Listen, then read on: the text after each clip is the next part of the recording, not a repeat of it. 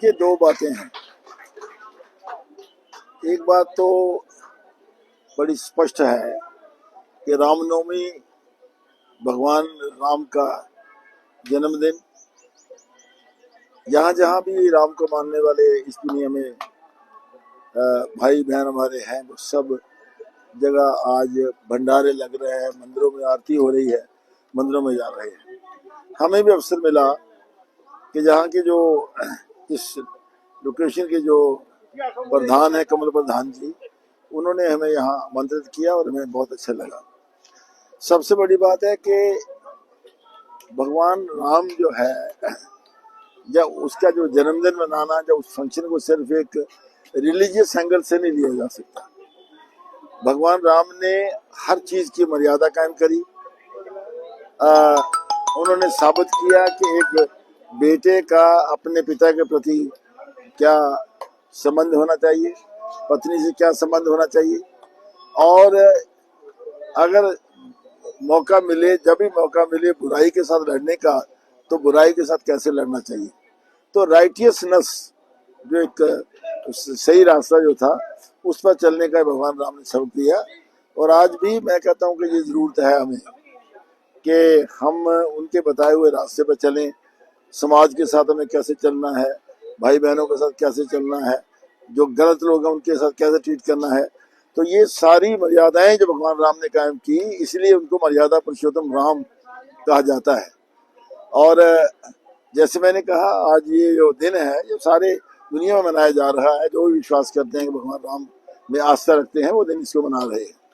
दूसरी बात, यहाँ जो हमारे कमल प्रधान जी जो है, इस अड्डे के जो प्रधान है, उन्होंने ये जो अपना मंदिर था, इसको रेनोवेट किया, जो भगवान शिव का मंदिर है।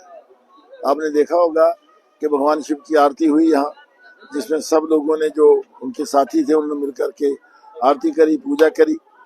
और मैं भी इस दिन पर मैं उस भगवान से, परमपिता परमात्मा से ये दुआ करता हूँ कि हमें सबको irrespective of caste and creed, कोई भी किसी रिलीजन से संबंध रखा हो, सबके लिए खुशहाली आए, उनके परिवार बढ़े और फूले, देश में शांति रहे, देश में उन्नति हो।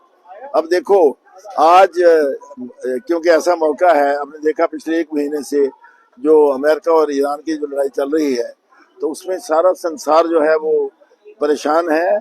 और सब के सब इस नतीजे पर पहुंचे हैं कि अमेरिका ने बिला वजह एक ऐसे देश के साथ लड़ाई ले ली, खुद ही उन पर अटैक किया, और अब चाहता है कि वो किस तरीके से निकलना है।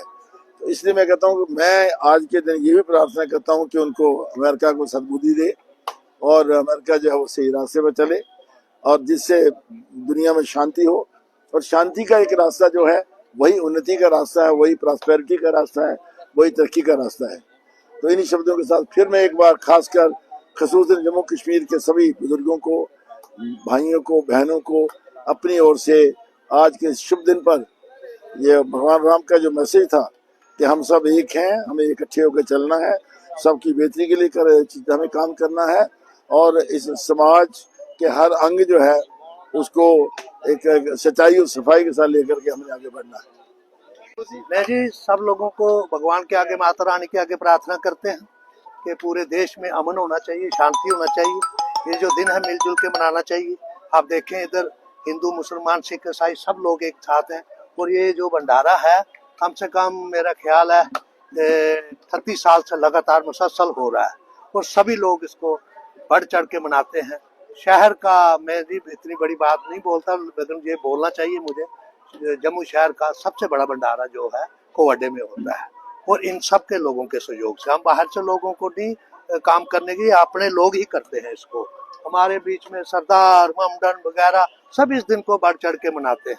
और मैं यही प्रार्थना करूंगा जम्मू वासियों से कि आप लोगों को सभी बातों को भूल के भाईचारे को बढ़ावा देना चाहिए, और सेकुलरिज्म को बढ़ाना चाहिए, अच्छाई को बढ़ाना चाहिए, और बुराई की निंदा करनी चाहिए। जय माता दी, जय माता दी।